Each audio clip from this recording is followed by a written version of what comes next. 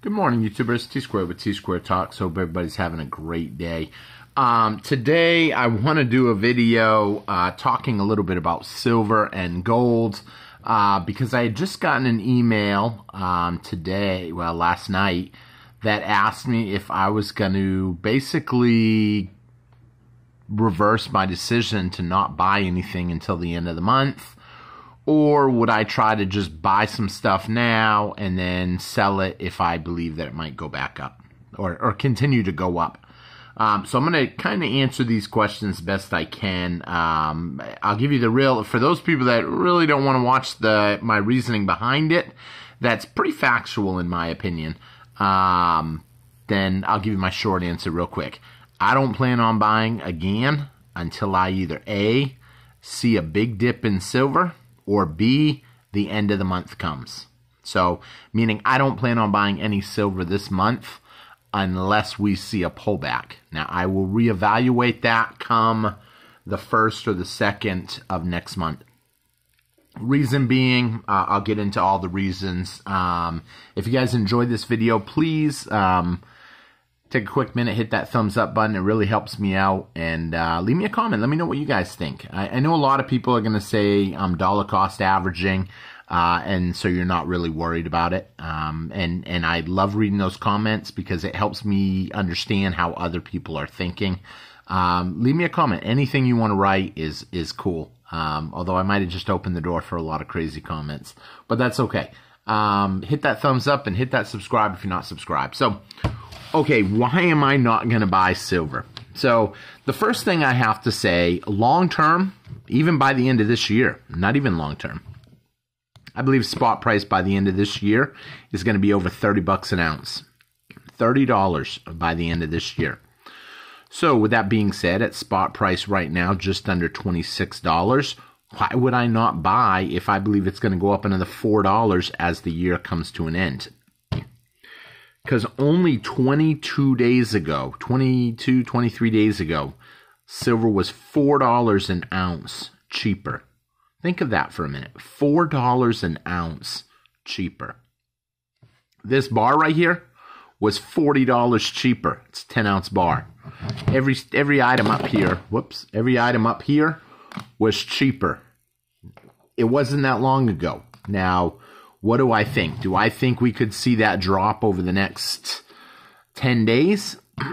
It would be tough, but it's not impossible. I've seen silver fall a whole lot quicker than $4 in 10 days. We've seen it go all the way down to $11. And it was crazy when that happened. It happened quick. It happened fast. And it recovered just as fast. And I think we could see something like that again. Does it go against mainstream? Well, yeah, right now, mainstream is telling you silver's going to go to the moon. And it's on its way.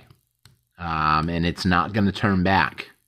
Mainstream is telling you don't buy at 22, and they were wrong. Mainstream was telling you inflation was transitory. There was no inflation. Then it was transitory. Then, okay, it's only 2% or whatever. I mean, it's been nothing but nonsense to me. And the Fed meeting today put out their Fed minutes, and the markets went crazy. So my crypto wallet, I sold all of it. My silver that I wanted to buy, and I'm hoping for the dip, skyrocketed another, 50 cents, 60 cents. Gold up another, 30, 40, 50 bucks. Everything is crazy. Gold's sitting over 2,200 right now. Silver, almost 26. And look how quick. And what did they really announce? They announced us nothing. They simply stated we still are projecting 3 rate cuts by the end of the year. You didn't have to tell me that. That's what you already told me a while back, even though I don't think there's any way they'll do that. They do that and the dollar's toast. I was actually replying to a comment from Thomas earlier, Thomas D., who's a member of the channel. He said they can't do it, and they can't. I mean, if they try to lower interest rates people will flood out of the dollar because they know everything will go up. Silver and gold will skyrocket. That's all people are waiting for right now. They're buying gold and silver right now because they believe that in a few months, they will start lowering interest rates. If they do lower interest rates, inflation will be so out of control, it will be unbelievable. So what can they do? They really don't have a whole lot of options, truth be told. Because if they decide to raise interest rates, which honestly is the right thing to do, then, we'll see the banks be in trouble. Because the banks, they've got all their money in essentially the stock market. They've got it invested in treasury bonds. They've got it all over. And let's be honest, it's a fractional reserve currency for a reason. Every dollar that somebody puts in their savings account is basically manipulated into $10. It's a broken system, and eventually the piper will be paid. That's why I tell people I would not want to be in debt right now. We have more debt than we have ever had in the history. And interest rates on credit cards, look at credit card interest rates. I mean, let's not just talk about the government being in debt. Everybody wants to, the government's $34 trillion in debt. What are you in debt? Not you personally, you guys watching the channel, because I know most of my audience is not in debt. A lot of the audience here thinks kind of like me, I believe. And the reason I believe that is like-minded people tend to flock together. Debt is a way for banks to steal your wealth. It's just like printing money. I mean, they're getting such a huge interest rate on them credit cards. Yeah, I'll be honest, a certain amount of debt is okay, in my personal opinion. You're probably not going to have enough cash to go out and buy your house outright tomorrow. Most people don't. So you take a home loan. I know some people say home loan is still debt. Debt is bad. Okay. But you know what? Renting is bad. I grew up when I was younger, my dad, he had multiple rental homes. My parents were divorced, but my dad had a lot of rental homes. His company bought a new home to rent out every year and remodeled it so they could have the write-offs. I know a lot of people don't have the money to go buy a brand new car, so they charge the car. But what I find funny is, look at these loans now. This came up earlier. My son had lost his phone, and I was telling someone, some of these phones now, they're $2,000. You got insurance on them, but you don't pay the $2,000. Nah, they don't even want you to pay cash most of the time. The last phone that I got, T-Mobile said, we don't take cash. I said, what? They said, we won't take cash. And I said, what do you accept? And they said that they would only be willing to put the phone on a payment plan. But I said, yeah, I don't do payment plans. And they said it's interest free, and you have 2 years to pay it off, but you can pay it off early when the first bill comes due. I thought that was ridiculous. That was with T-Mobile. Cars, remember when cars used to, 4-year? Now they've got 7-year payments on cars. Houses, remember when houses were 30 years? Someone might even correct me and say they were 20 at one time. I don't know. When I was younger, I remember 30-year home loans. Now, some home loans go up to 50 years? What in the world is going on? And this Fed minutes that they put out today, oh, yeah, the economy, we're just going to monitor it. The interest drops. We're going to still cut rates 3 times this year. We said we're gonna. Nothing. They can't do it. It's just a matter of when they're going to announce it. And when they announce they can't cut interest rates, it's going to be a rush to the door, in my personal opinion. People will be selling. It's no coincidence, too, that some of your worst sell-offs happen on election years. Why? Because there's so much uncertainty. We don't know who the next president's going to be. I mean, Yeah, some people have a belief on one. Some people have a belief on another.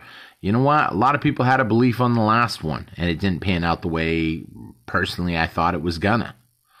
And whatever people want to say about it, I'm not going to go beat that story, because it is what it is. But what's stopping it from happening again? You know, whatever happened last time could happen this time. Call it a major upset, call it a whatever. I'm not trying to stir up a political pot here, but what I am saying is, you know, you look back at when your major falls were. I mean, think about the years. You had 2000 had a big drop. 2008 had a big drop. 2000 had a huge drop, although 2008 was pretty bad. Trying to think some of the other years. 86, I think, had a big drop. I don't know all the years. Some of y'all remember.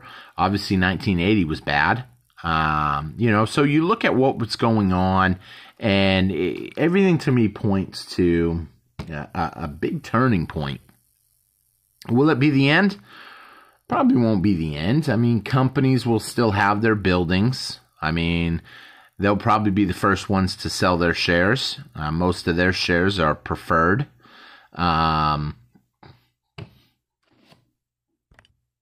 Things can change on a dime. So for that reason, I'm holding out on buying silver. There's still a lot of people out there that say we'll see sub 20. I don't think we'll go that low, personally. They say if the economy tanks, like it's not now, then silver and gold will tank. But it will be short-lived. They will admit to that. It will be short-lived.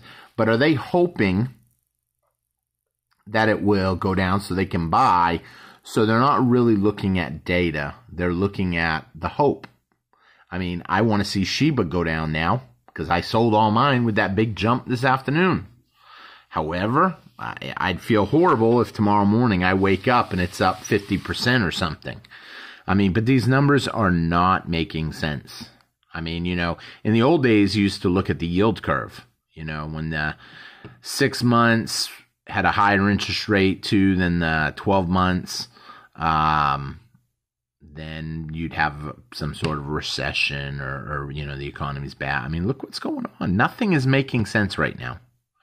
And once you realize that, it makes you really wonder. Now, do I think silver is a bad investment? No. I think the demand for silver is there. More people are going to be looking at it. It has a lot of potential to continue to go up. I'm just expecting that the short positions may have to cover before the year's out. So I'm going to hold out and hold off. I mean, I've been stacking for a while. I've always felt that silver was a great investment when it was cheaper. It's still pretty inexpensive, but I'm looking for the dip so I can scoop up one last time as much as I can.